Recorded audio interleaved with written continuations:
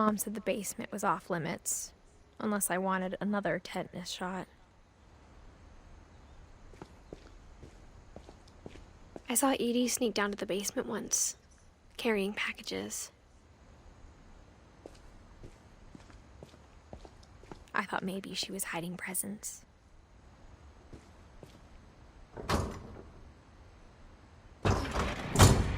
It turned out she was hiding a lot more than that.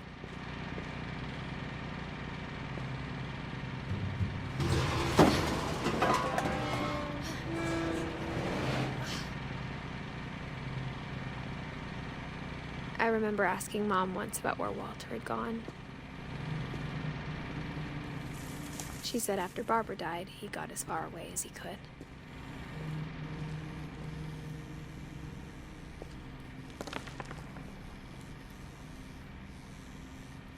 If there's a pattern in all these stories,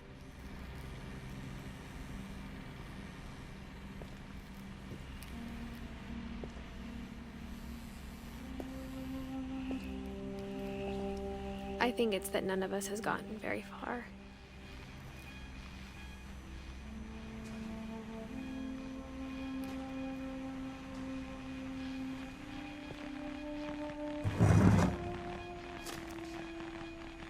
Goodbye, everyone. I can't believe I've been down here for 30 years. On that first day, after the shaking started, I didn't think I'd survive a week.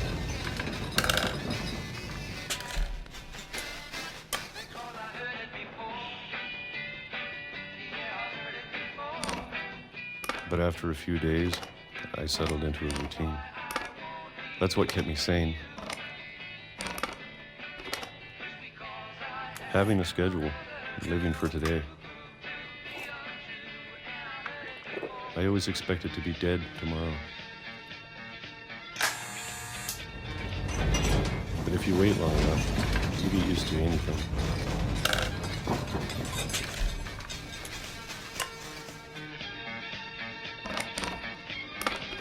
Even a monster on the other side of the door starts to feel normal. Almost friendly.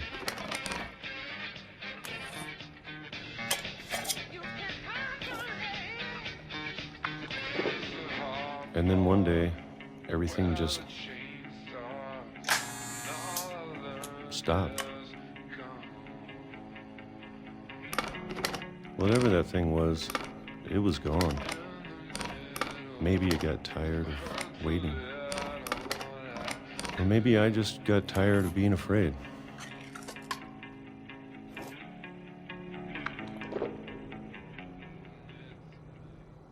It's been a week now. The longest in 30 years. I'm done waiting. I have to leave. Well, I still can.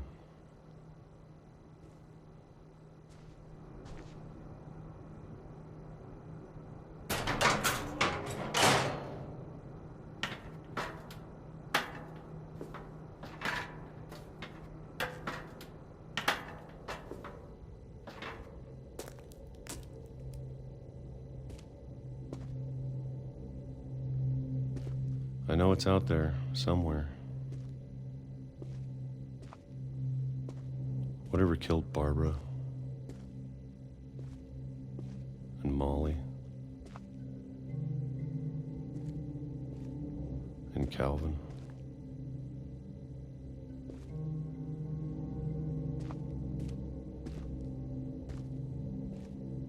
Maybe this is all a mistake. But I need to stop living the same day, even if it kills me.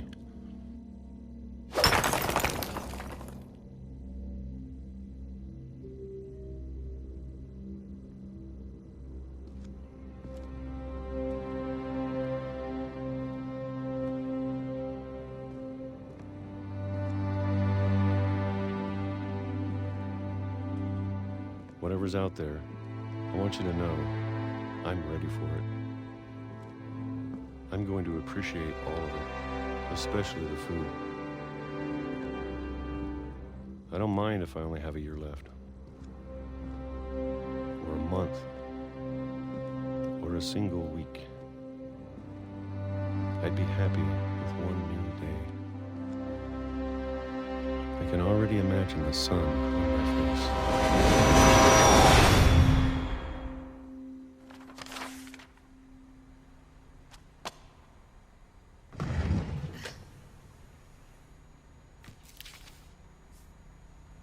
Walter died when I was 6.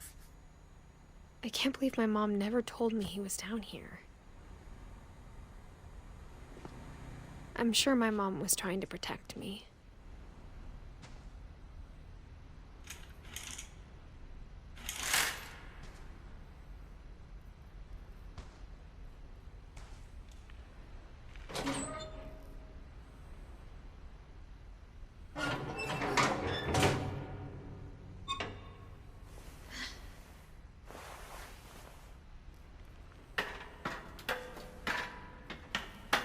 Maybe she was afraid I'd end up like Walter.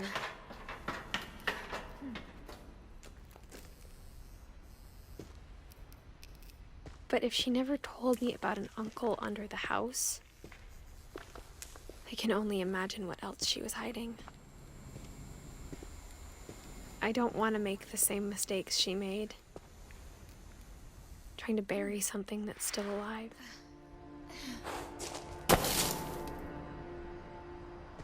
Now that there's only one of us left, or maybe 2, I thought it was time I heard the stories for myself. and found out what happened to everyone else. But now I'm worried the stories themselves might be the problem. Maybe we believed so much in a family curse, we made it real.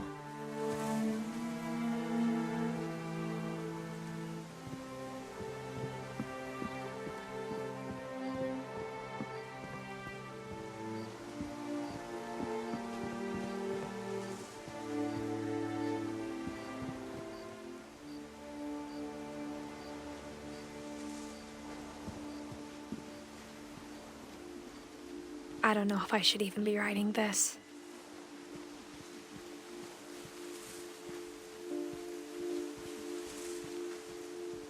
Maybe it'd be better if all this just died with me.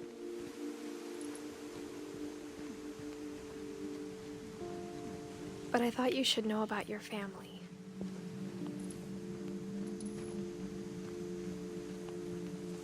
And the history you're a part of.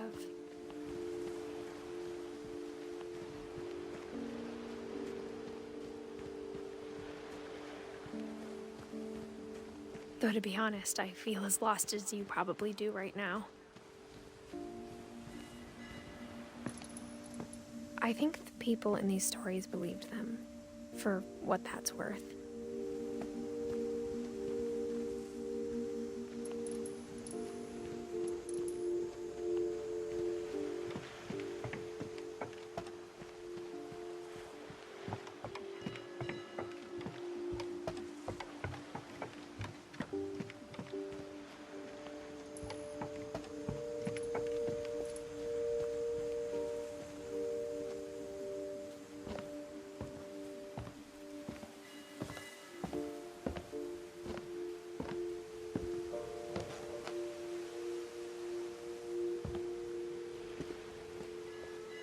And when you look at the house, that history of imagination and stubbornness and madness, any of it seems possible.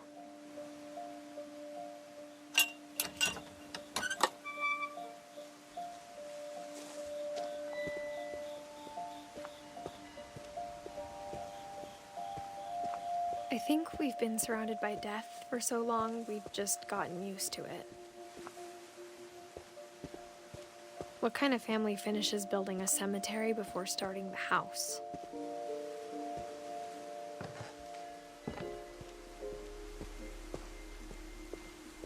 It's embarrassing for me to admit this, but The pet cemetery made me more uncomfortable than the human one. 3 of the gerbils are mine, and 2 had been my fault.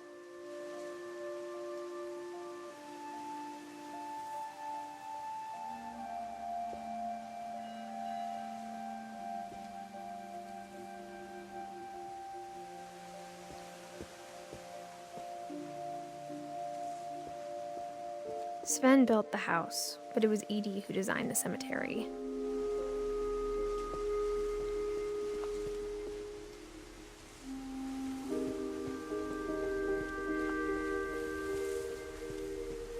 I'm sure Odin's monument had been Edie's idea. My mom was always trying to move on, but for Edie, the past never went away.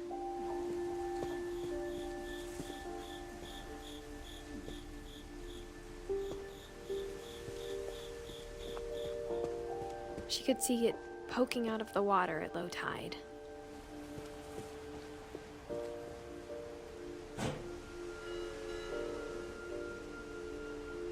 Edie said she dreamed about the old house every night.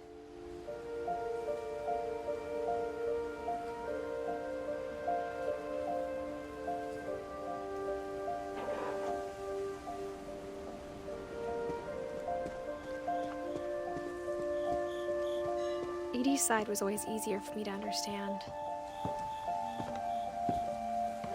But the older I get, the more I can see where my mom was coming from. Her dad had been pretty strict, but it wasn't enough to save her brothers. She was just trying to do better.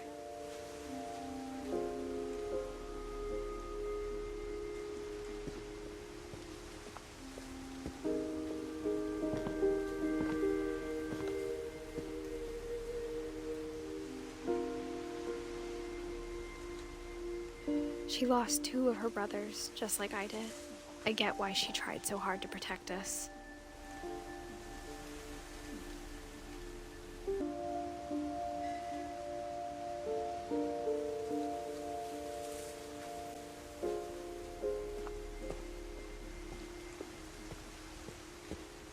There's so many things I wish I could ask my mom now. Part of me thinks this is what she wanted all along. For me to come back someday and find everything out for myself.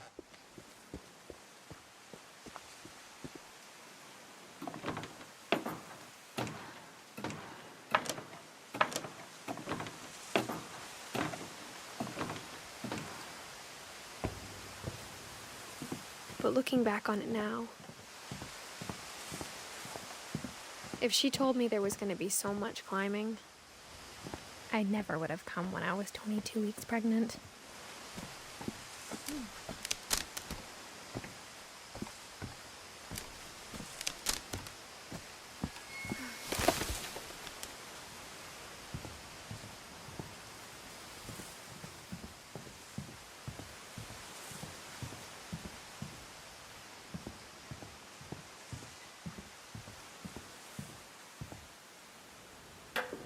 I never met Grandpa Sam, but I think he and my mom had a lot in common.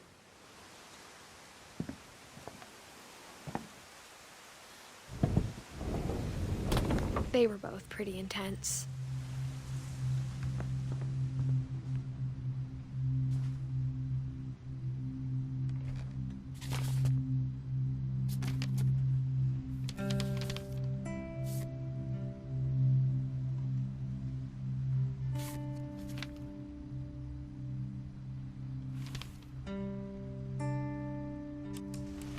Dawn, I promise, you'll never forget this weekend. Yes, sir. These memories are gonna last a lifetime. Am I gonna have to shoot anything? It's a hunting trip, Dawn. Shooting is strongly encouraged. What?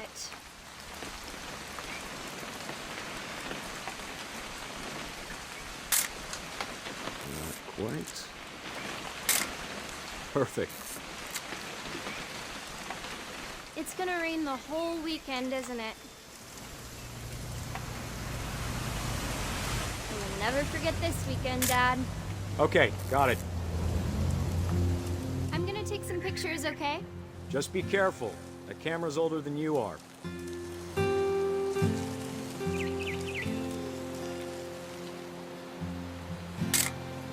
Aw. You're right, Dad. It's starting to clear up. Still freezing, though.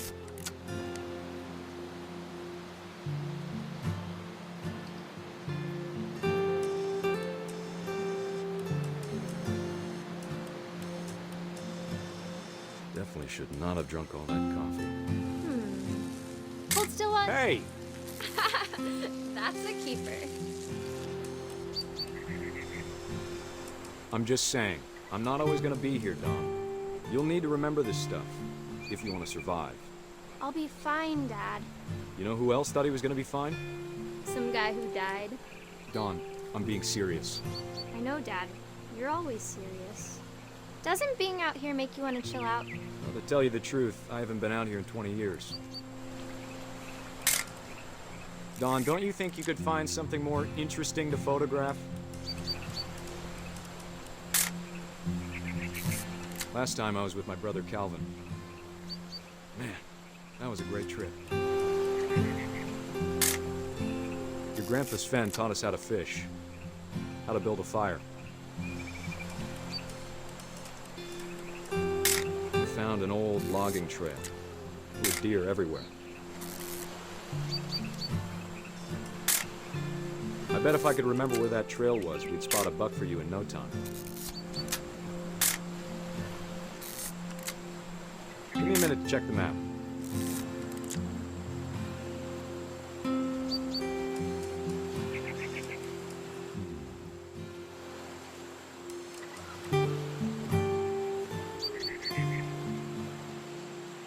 Let's see.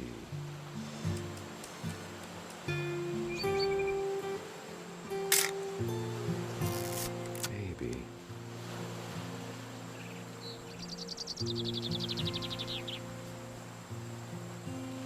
Or was it?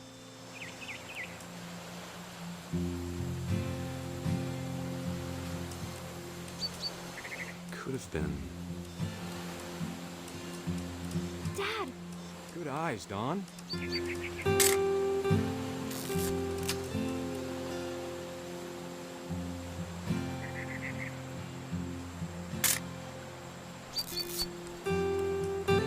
Before you take the shot, let me get a picture of you.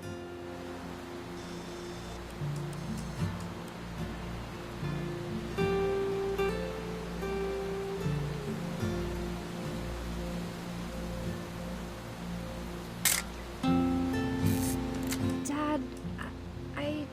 Just breathe. Turn off your imagination. Focus on your target.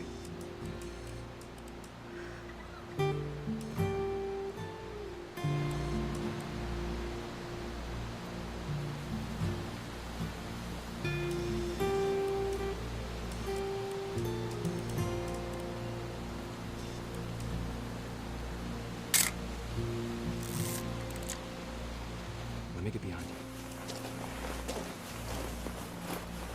Do I have to do this? Don, you don't have to do anything. But if you want to survive, you'll need to be strong. Great shot, Don!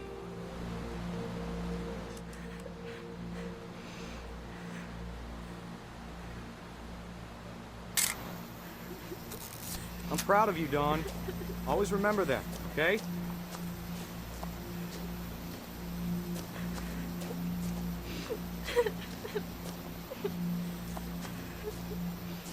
Dad, it's twitching. I think That's it's totally normal, Don. Just focus on the camera. Try not to think about— Dad!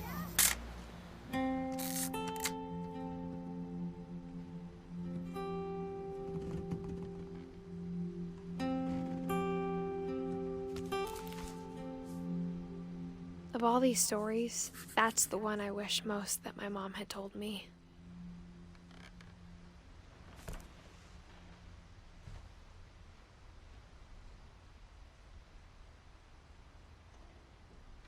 Sam spent his life shooting photos, but Mom said he got nervous being in front of the camera. I guess we're all afraid of something.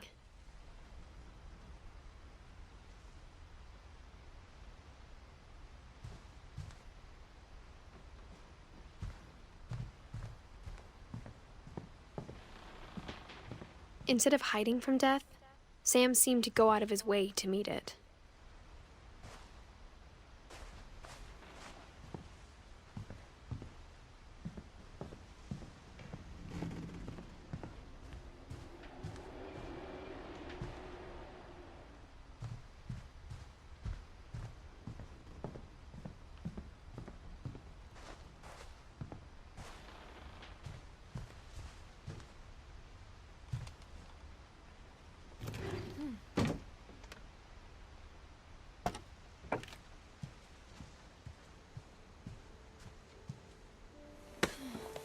After Sam died, my mom and Edie got really close.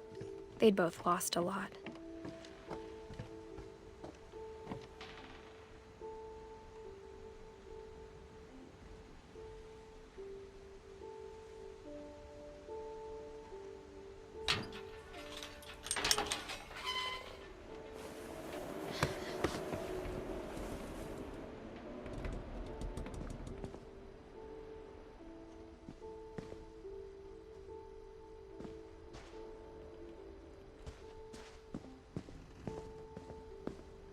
I can't imagine my mom ever writing poetry, and yet...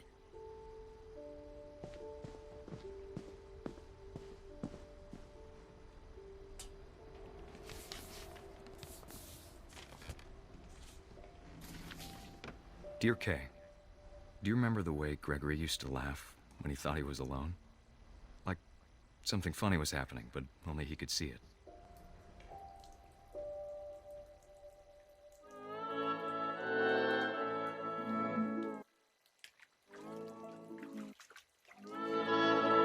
I think he saw things the rest of us don't.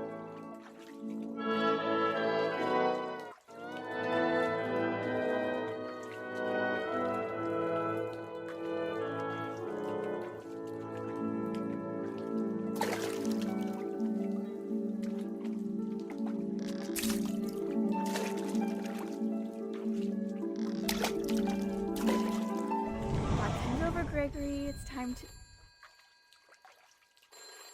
Hold on, sweetie. Hello? Sam, I told you I don't want to talk right now. I wonder what he saw. What his world was like.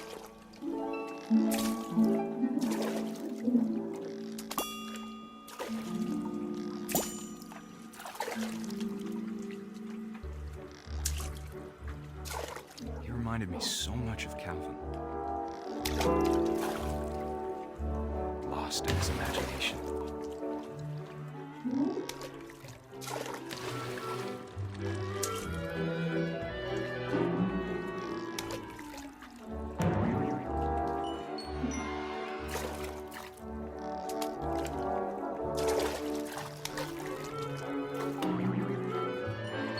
I know how silly it sounds.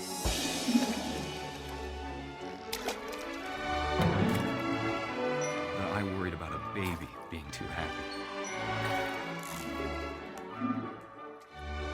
But I could feel him slipping away. Sorry about that, Gregory. I know you did everything you could. Maybe if I hadn't called that night. Damn it. Hold on, I don't want Gregory to hear this.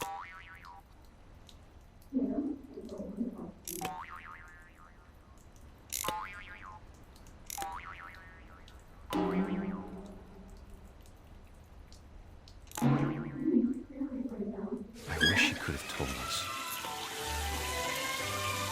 about the world he saw.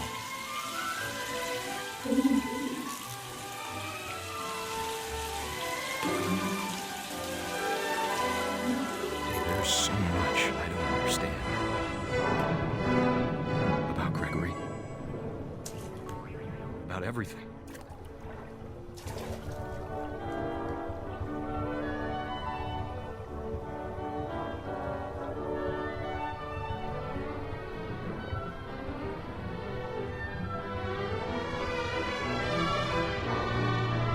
But I know what happened wasn't your fault.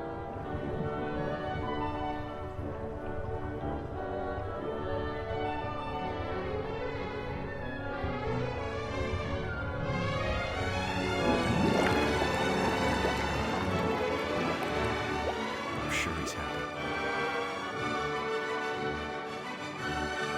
And he'd want you to be happy too. Good luck, Kay. Love, Sam.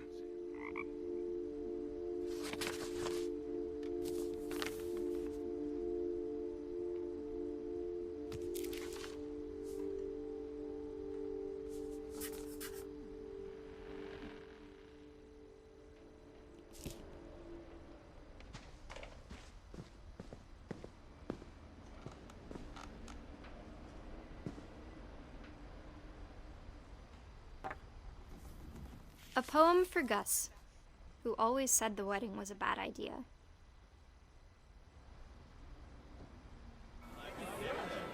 Our father never hit us kids, at least not very hard, before the day my brother said with teenage disregard that he'd be dead before he'd see a wedding in our yard.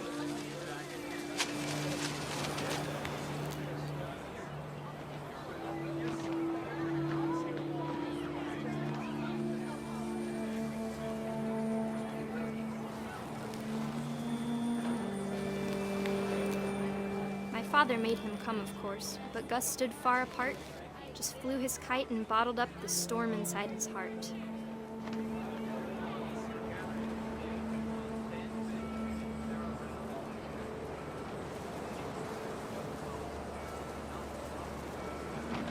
I tried to talk him out of it, but though he'd never met her, we don't need a stepmom, were the words that I now pronounce you husband and wife. You may kiss the bride.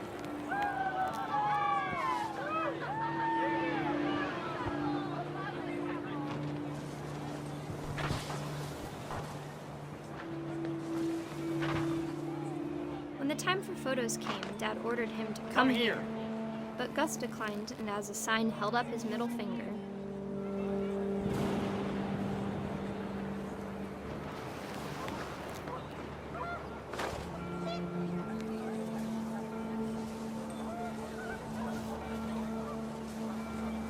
The wind picked up and panicked geese appeared and quickly went. But all the humans did that day was go inside the tent.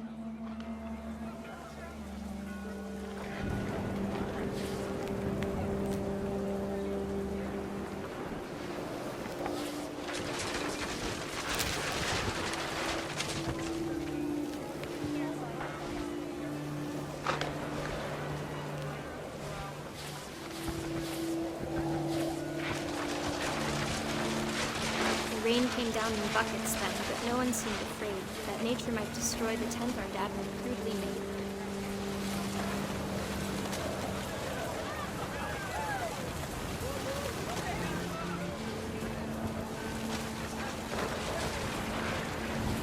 The thunder sounded much too close and full of angry power. But all my father said to this was, "Make the music louder."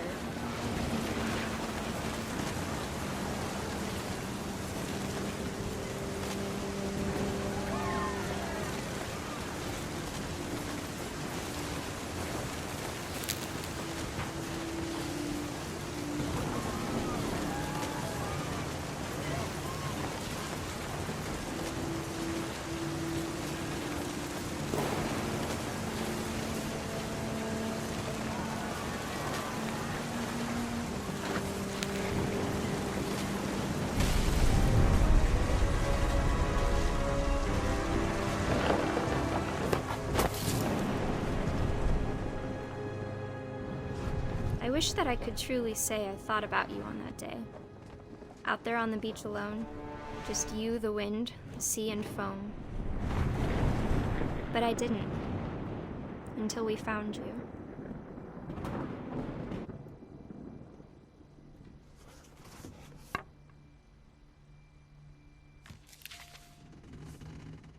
She never talked about him, but Mom told me once if I was a boy, they were going to name me Gus.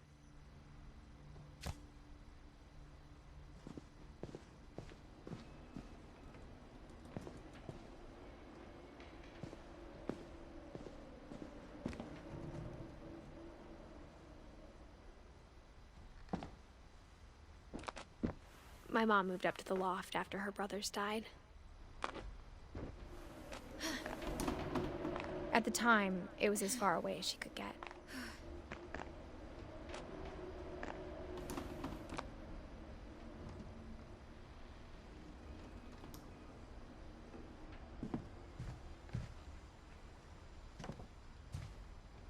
She spent a summer building houses in Calcutta, where she met my dad, Sanjay.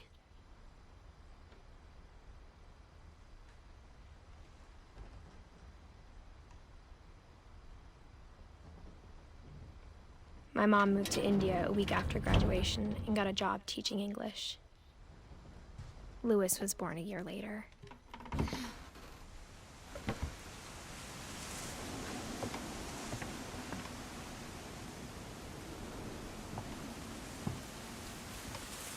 When my dad died, I don't think Mom knew where else to go. I'm sure Edie was happy to have her back.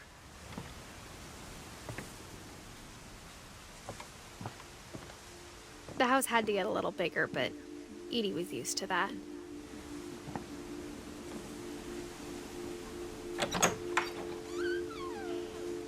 And for a while, things were good. Almost normal.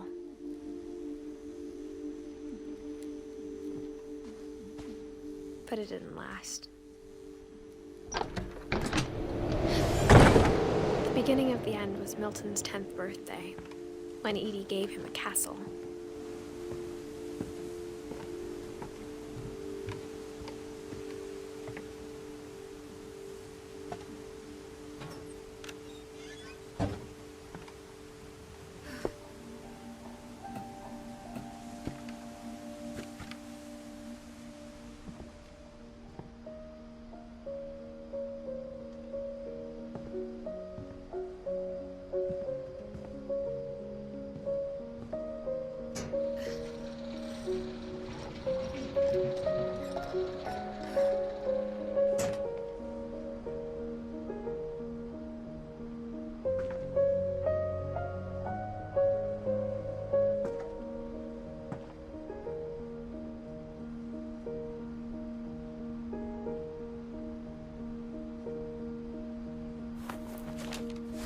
Milton Finch in The Magic Paintbrush.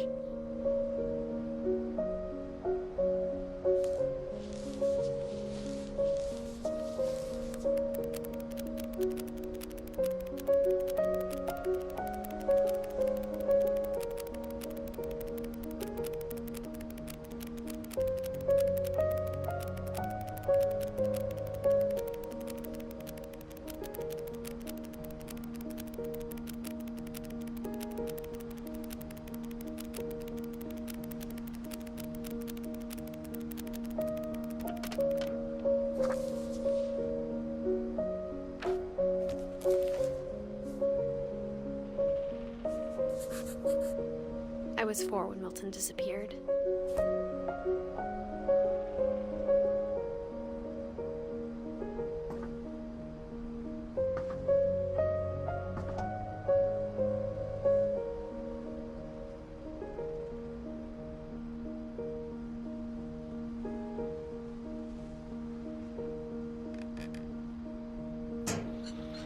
Mom spent months searching for my brother. Then she sealed the doors.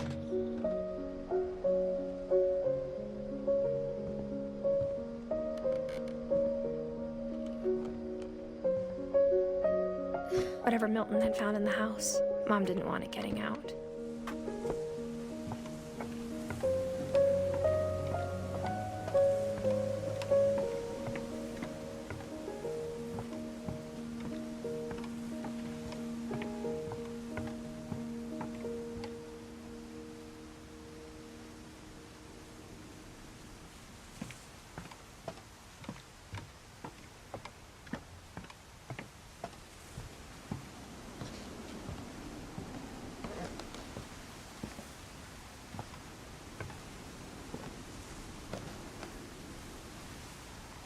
Mom definitely blamed Edie, but I think Louis blamed himself.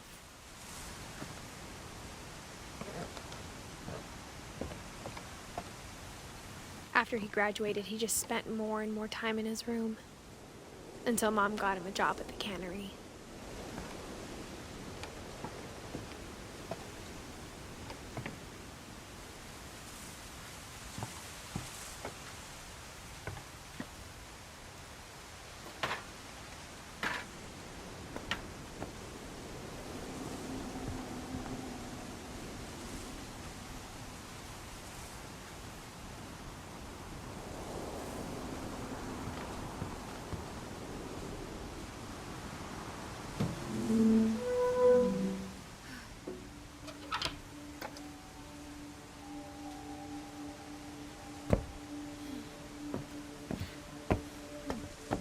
Louis's room smelled very, very familiar.